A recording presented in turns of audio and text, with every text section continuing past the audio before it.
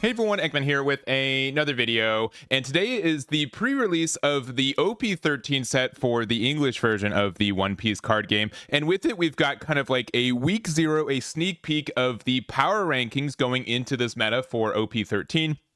We also do have like a bunch of Japanese results we can look at, and we kind of know what this kind of format looks like as well, but I do want to kind of make this video going into it, going over my thoughts and just have some resources for you guys as well. So if you guys are new to the channel, please make sure to hit that like and subscribe. We make a lot of content for the One Piece card game, and I don't want you guys to miss it. Also, if you guys want any of the deck list or anything else you guys want from this meta, you can check it out on my website, Eggman Events. We're going to continue to add events and deck lists from this meta and many others, and you guys want to check that out as we continue to update it. So, and then again, thank you to TCG Matchmaking for not only collecting these results, but publishing them and letting me put them on the website. And we're going to check out this. This is going to be the week 0, right? And this is not like a full week of, data. And I think this is going to get more and more as we get into the actual release of OP13. But I think this is kind of a good just idea where people are at and what the kind of builds are looking like as well. So if you guys have any more questions, let me know in the comments, but we're going to go through it real quickly. So power rankings, we do have this. So we have Ace, Emu, and Zoro in these top 3 spots. And you can see each one of these leaders had over 10,000 matches, so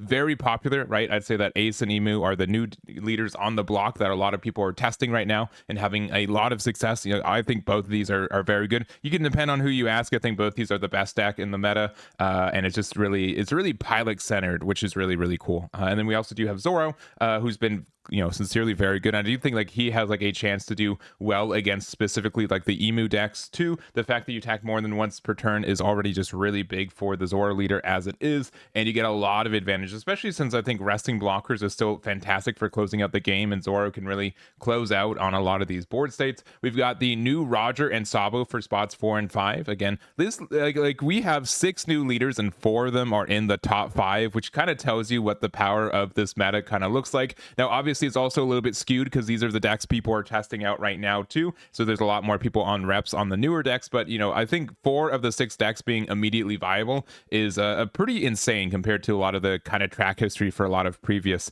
sets as well. So closing out the bottom 5, we've got Bonnie, blue purple Luffy, green and blue Sanji, Betty, as well as silver's Rayleigh. So honestly a lot of decks that we've been seeing already. Betty got like a small consistency boost, which has been really great, and Zoro and Sanji, I haven't tested it out myself, but it's a really fun deck. It doesn't have a high win rate either. You can see it's at a 46%, but this is also kind of like the preview rankings, right? The fact that this is something that everyone's not testing this yet. There's a bunch of OP12 events still kind of closing out the next couple weeks too, and so I think in the next couple weeks we'll see more and more of like a consolidation on what leaders are actually kind of viable right now. So these are the power rankings. Let's go into the individual deck list real quick. So we've got Ace as the number 1 spot right now, and he's one of my favorite leaders. If I was to play a competitive leader right now, it'd probably be Ace.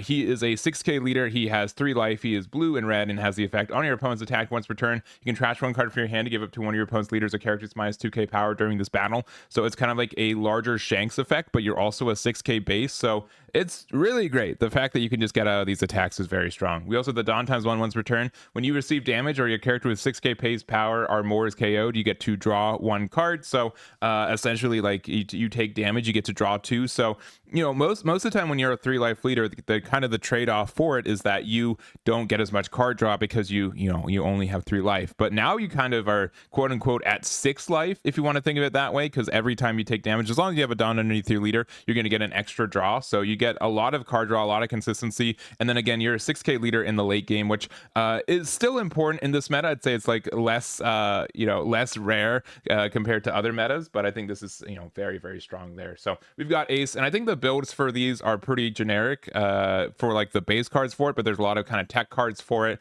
Garp 1 drop, incredibly good searcher for the deck, right? Just being able to find anything cost 3 or more, add it to your hand. 4 drop Marco, which came out of PRBO2, has been already very strong and fantastic in this deck. If you have a Dawn underneath your leader, this draws 3, which is crazy. I know a lot of people are playing Atmos for the consistency of like being able to, like in the mirror match, being able to bounce Marcos. Yamato, another super rare from OP13. This being able to say if you have 3 or less life cards, which we almost always will, draw 2 cards and then give a rested Dawn to your leader. So you get to like draw, like this is like the card you need to find on your odd curve. I play Yamato at 4 copies as well on my own build, just because everyone like Emo wants to go second, you want to go second, so that's kind of important for you. Uta is great because you have so many ways to like make a 10k power. Obviously the big combo in this deck is the I Am Whitebeard from Star Deck 22. Main if your leader type includes Whitebeard Pirates, play up to 1 Edward Newgate from your hand, then you add 1 card from the top or bottom of your life cards to your hand. If you do, you get plus 2k power. I almost never do the second part. It's mostly just to be able to play out the boy. So the boys we have are the new 10 drop. So blocker on play, draw 2, trash 1 from your hand, then you give your leader and 1 character up to 2 rested Dawn cards each. So being able to get that draw 2, trash 1, and also the Dawn on your leader is great. The 2 Dawn on like another body usually doesn't come up, but sometimes it does. There's also the, people call this the Tax Beard. I really like this card. I play this at 2. It's really good against Emu because this can just like buy you a turn. We're also playing like the 9 drop Newgate, which this card is fine. The issue is that like I don't feel like it buys a turn as much, and we don't really have a lot of effects that would give us like the minus power outside of like Thatch. So like the minus 3k or the pop the 3k power less doesn't really come up, especially since all the Emu cards have like the protection as well. So but you can do something where you can play this for 8, and then for the other 2 you can put Uta, which means you get to play like double blocker and everything else. So last we've got the Goldie Roger. You're going to notice that this card is going to be pretty present in this meta. There's a lot of red decks that just enjoy playing it, and especially against Emu where they just try to go down to 0 life. They don't mind going down to 0 life because they have a lot of blockers and they have a lot of like counter power. So Goldie Roger can be a way for you to just close out a lot of games, right? You're going to play out a bunch of 10 drops and 9 drops, right? You're just going to be difficult for your opponent to interact with you, and then you can just drop the Goldie Roger and just go in for game as well. So really good build. I've been playing something similar to this one, and I'm really happy with it. So here's the build for Ace. Next up, you've got Emu, and I'll be super honest with you guys. If you guys don't know how this deck works, that's okay. It's very complex, but kind of the key point about this is that this is a deck that has 45-ish cards that you have to run, and then you have like a choice of like the other 5 that you want, right? So most of it, right, you have to play, you don't have to play, but everyone plays 4 copies of all of the 5 elders. So we have all of those. We have the 10 drop event or character card here, which you play 4 copies. If you could play 5, you would, and then you just kind of use the rest of the deck here as well. So we've got the Never Existed, we've got the 5 Elders are at your service, the World Equilibrium. We have our 2 stages, obviously the Empty Throne if you're playing specifically any deck that's not the mirror match, and then we have Mary Joie if you are playing the mirror match, just because you know they can't pop you. The Never Existed being able to pop a in the mirror match, like it's really interesting they decided to do that. I really don't know the full meaning of why they did, but it's cool to see that like if there is a mirror match, you have to play it completely different, and you have to be really heads up on how it works. So other than that, this deck is really flexible. It gets so much card draw. The kind of tech choices for this build are the VV, being able to use this to just have like a 1-cost blocker that has 10k power. Like you can get to 7 cards in your trash without really even trying immediately. So like 10 in your trash is like nothing for this VV card. And then the Stussy is just like a great way for you to be able to like trash one of your characters to get rid of something good. So if you're playing against something like a 10 drop ace, an ace deck that plays the 10 drop off of like the 8 drop event on the even curve, Stussy really helps you on your going first against ace in that matchup specifically. So not much more to say. This is the build from Emu. You're going to see a lot of it. It's definitely more of a player centric deck than a deck builder set deck, and here it is there. Right, Zoro, we've seen it, and we've seen a couple builds of Zoro to exist in the past as well. There are some pretty important upgrades for this deck, though, that it got from OP13. The 2 important ones are the Zoro itself. So this is OP13. If your leader has a film or Straw Hat Crew type, set up to 2 of your Dawn is active, and then end of your turn, you get to set this character as active. So we kind of had this weird thing where we didn't have like always a fantastic turn 4 in this deck. Like we do have like the Kuina, right? That card's really great for like interacting with our opponent, but like most of the time we didn't have anything like we were super happy to do. So the Zoro, instead, being able to use this to get 2 of your Dawn is active. So 1, if you play it on 5, you can play it, and then you still have 3 Dawn, and then you can attack with it. The fact that you can set it as active, which also means if we play the Mihawk on 3, we can play this, play up to 1 Muggy Kingdom or Slash Strike character with cost 4 or less other than Mihawk from your hand rested, which means that you can play the Zoro. Then you get 2 Dawn back, so you are attacking 7k with your leader. End of your turn, you get to set this as active. So all of that's really great. All of that I think is really conducive and helps the deck quite a bit. And we also do have the new 6-cost Law too. So if you have 1 or less life cards, this character gets blocker. So we don't always have blocker in this one, but on play you may return 1 character from your hand, play up to 1 character the cost of 5 or less from your hand rested. So That does mean that there are some chances to like play out Cavendish, or play into a Tashigi and play like another body on board, right? Like these are all like really good plays, and really helps the flexibility for it. So it means like we're a little bit lower to the ground, which means that we don't have to play the Mihawk anymore. If you like to play the Mihawk, you can. Also, our searchers look for slash type characters, which both the Zoro as well as the new Law are slash type, so that's really good synergy for the deck, and just kind of the rest of it from here. So I was a big fan of like the East Blue package in OP12, but I think that with these new slash type characters, it makes a lot more sense to play more of like the Perona and like regular package for the deck. But this is a couple different changes, but I think Zoro is still viable. They just offer so much pressure, and if you're able to like remove stuff from your opponent's board, you get a lot of effects from there too. So Zoro also, like, even if you're playing against Emu, right? You don't even have to KO something. It just has to battle a character. So even if they block it and they save it or whatever, you still get to attack, which is still fine. So I think this deck is still viable. If you've played Zoro in the past, you still like playing it. There's some couple upgrades that as we mentioned, but still going to be very viable moving forward. So there it is. Next up, you've got Goldie Roger. Again, a very unique leader for this game. So real quick, it's a 7k leader with 5 life. That's also red and blue, purple. If you have any Dawn on your field, give 1 Dawn that would be added to, during your Dawn phase to your leader. So that means that on your first turn, you get to keep 1 or 2 Dawn open, depending if you go first or second. And then every other turn ramping up, you do have to get that extra Dawn to your leader, which is okay, but like it means that you're kind of like behind on curve a lot of the time, right? And then if you also have 9 or less Dawn cards on your field, this gets minus 2k power. But that means that once you're at 10, you get to stay like a really good 7k leader. So another thing to mention is that on the sim right now, the Goldie Roger is a legal promo, which has like a weird like localization issue, not localization, but like we know that we're getting this in December. We don't know when it's legal or how we're getting it 100% yet. So this is a card that will exist in our format. On paper, it doesn't exist right now. So that's a big difference between, I think, this meta and what we're experiencing here in the English version right now. But this is like a fantastic card. We're going to see it again in Blue Purple Luffy. But just being able to like get a plus 2k generically on an 8 cost body is super good, especially since you can play this off Sanji and then you become an 8k leader if you're a Blue Purple Luffy. The fact that this also turns your leader into a 9k leader for Goldie Roger is great, and you just get so much pressure from it. So kind of the bottom end of this deck is just having a lot of ways to ramp. We've got like the Buggy, which is able to give you an extra Dawn as long as you have that Dawn attached. We've got Douglas Bullet. On play, if your leader includes Roger Pirates, you get to ramp 1, rest it, and if you have 8 or more Dawn on your field, this becomes a 6k. Bond Clay, obviously a great card. And then we've got like the Scoper Gabon. If your leader is Roger Pirates, draw 2, then trash 1 from your hand, then add the 1 Dawn from your Dawn deck and rest it. And then the Silver Israeli. This card's great. If you have any given Dawn, you get to rest something 5 or less, and then get to ramp 1. So if you're like weirdly at 9, you get to go to 10 at the end of it, and then you get to be a 10 or 7k leader starting on defense on your opponent's turn. So other than that, again, Goldie Roger, it's also a searchable card, and then like again, there's so much pressure for this card to offer. Shanks 10 drop also just great, and also lets your opponent, it makes your leader an 8k against characters, which is good, and it's really difficult for your opponent to interact with these cards as well. So here's a build there for Goldie Roger. I haven't tested it yet, but I'm looking forward to it. I think the deck is really cool, and obviously we are a little bit promo locked, but once that promo gets out, we get to be full power for this deck, which is cool. But there it is. All right, and then we got Sabo. This is the last new leader we're going to talk about today, and then we'll look at the bottom 5. But again, like they really made a lot of unique decisions for these decks, and honestly, we're not going to talk about the Luffy, but I think that deck is also really good. The red green one, it has a lot of potential. Bonnie, I'm like a little bit less enthusiastic about, but Sabo also just gets a lot of cool things going on. So if you have 4 or more life cards, give this leader minus 1k power. So this is on both players' turns, so you start off as a 4k. But Dawn times 1, if you have a character with a cost of 8 or more, all of your characters and leaders gain a plus 1000 power. So the fact that you get to use put a Dawn underneath it and then you become a Zoro effect is really nice, and also includes your leader.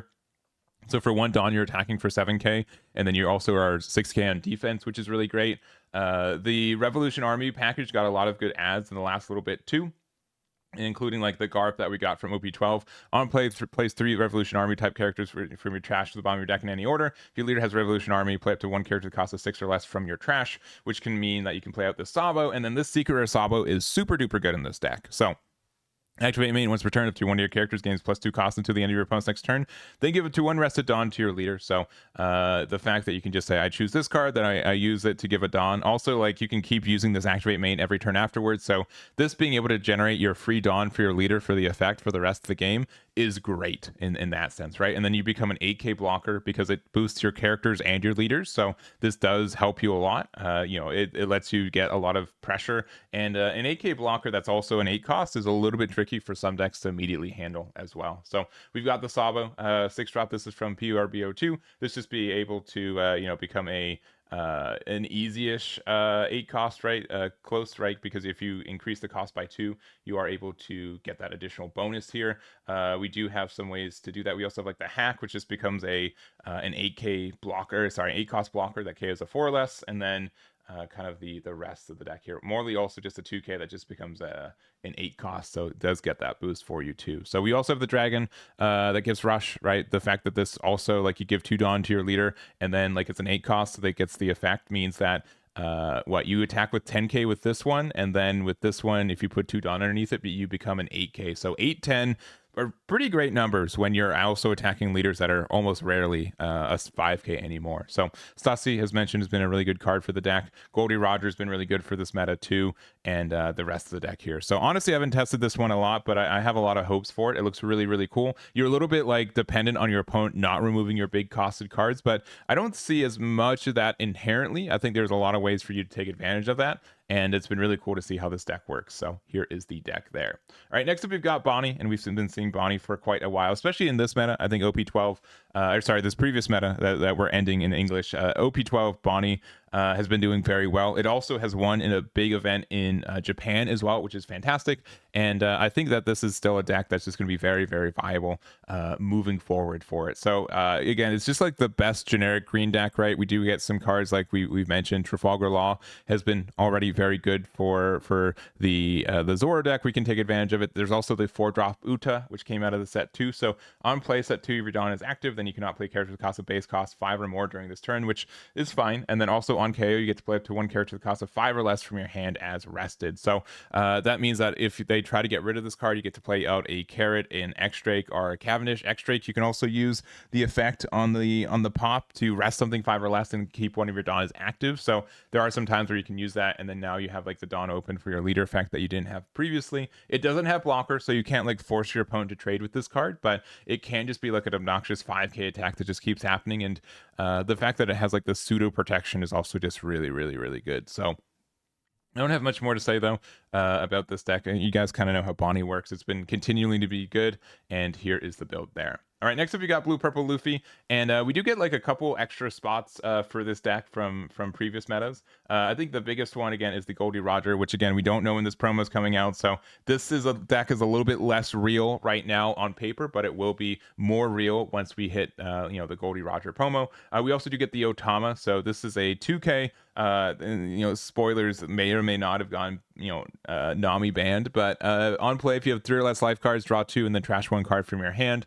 We're always going to be at 3 or less life cards, so you know what, in case like our first hand is bad, that's fine. Also, there's some times where like, you know what, I can just play this to draw 2, and that can help us get into like a giant or fixer hand or do something like that. So other than that, like the top end is, I think, really straightforward. We've got 4 Sanjis, we got 4 Goldie Rogers, and 4 Monkey D. Luffys, right? I think this card is actually kind of difficult to remove. It offers a lot of pressure in a lot of decks, and then against something like Emu, I think you really need to go like wider on the board, and if you do so, you get to get there. So there's also, it's the die force, so if you get to ramp twice if your opponent has a character with 6k power or more, which I think is happening more often right now, especially if you're playing against Ace. If they just play Marker, you're like, cool, well, I'm going to ramp 2 Dawn. I'm going to go from, if they play down 4, you're on 5. I'm going to go from 5 to 7, and then next turn I'll be at 9. So that just seems really great.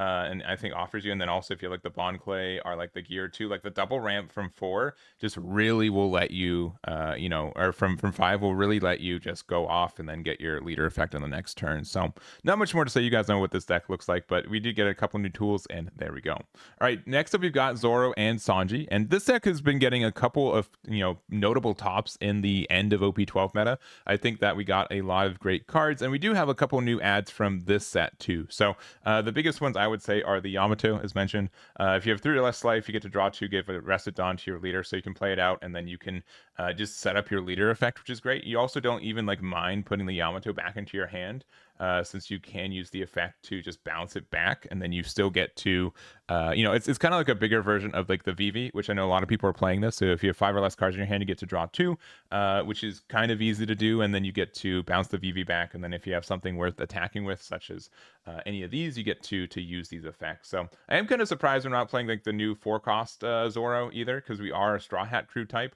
So that Zoro I think could definitely get some usage, since we do get to set ourselves active at the end of it, and we get to set 2 of our Dawn as active. So we could do something where we could play it out. We can get the 2 Dawn, and then we can attack with their leader 7k, and the next turn we can do something where we like play Vivi and attack, and then attack a second time, and then we get to keep the card active afterwards. So especially since the card can be played off Mihawk, I think that can be a really good function, because you could do something like I play Mihawk into 4-drop, and then after that I leader effect, I'll bounce the Mihawk back to my hand, and then just to get the 2k, the 2k back to my hand, and then I get to already have like the Dawn open for my effects. So I think that's something that could be good. We'll see if that ends up panning out, but in general, like, this has always been kind of a combo deck. We do still have like the Fishman Pirate stuff, so we've got the Vanderdecken and the Hody Jones, as well as the Arlong to help us do that. And then lastly, we've got the new Secret Luffy. So this card is like scary, but is manageable. So double attack, and also on play if your leader is multicolored, so up to 4 of your Dawn is active,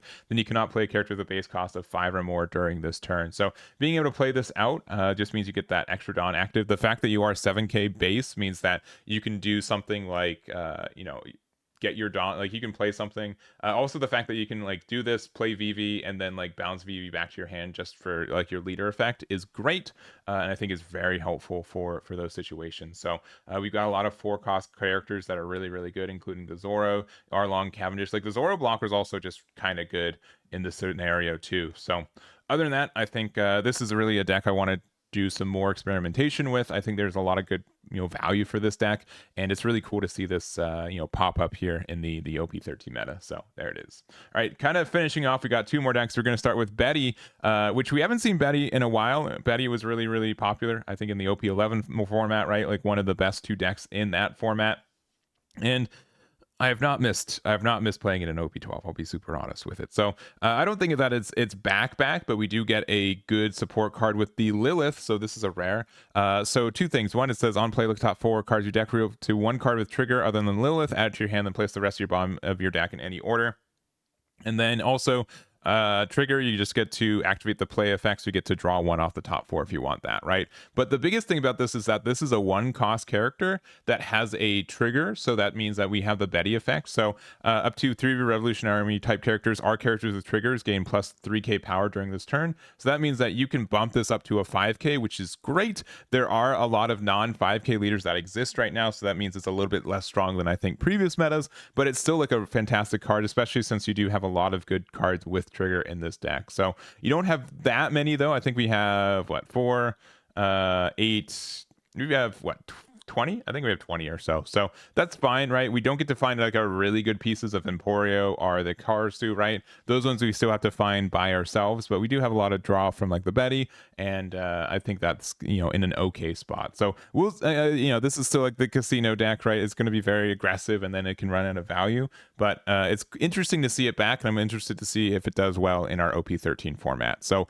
wrapping it all up, we do have the Silver Israeli. So nothing has changed. I'll be honest, nothing has changed from this. Silver Israeli is arguably one of the best decks in this format, and to some people is the best deck in this format. It's done very well at a couple of recent regionals, winning them, and there's nothing really to change with it, right? It's just like a very slick aggro deck. It has a lot of pieces already known. The ratios are very understood for this deck, and it's really hard to go wrong with a really good Silvers Rayleigh player. So I don't have much more to say about this one, but there is the Silvers Rayleigh. If you still have a Silvers Rayleigh's deck, feel free to keep playing it. I think you're still going to be in a good spot. So other than that, that's going to be our quick preview for OP13. If you guys have any questions, let me know. But it's going to be interesting to change into this format. I'd say we've gone from OP12, where there's a lot of possibilities for different deck builds and different decks to do well. So, and we're kind of moving to OP13, where I think that it is more important to be a good player. I don't know how to say it differently, but to be able to I think the better player wins more often in this format, but we are also kind of a bit of a dice roll format too, because of how understood a lot of these matchups are. So we'll see what the format changes. We'll see if we get any restriction list going to OP13. I don't think we are, because we would have gotten it already, but we haven't formally not given one. So we'll see if anything changes. But that's going to be it for me. Thank you guys so much for watching, and we'll catch you all next time. Damn it.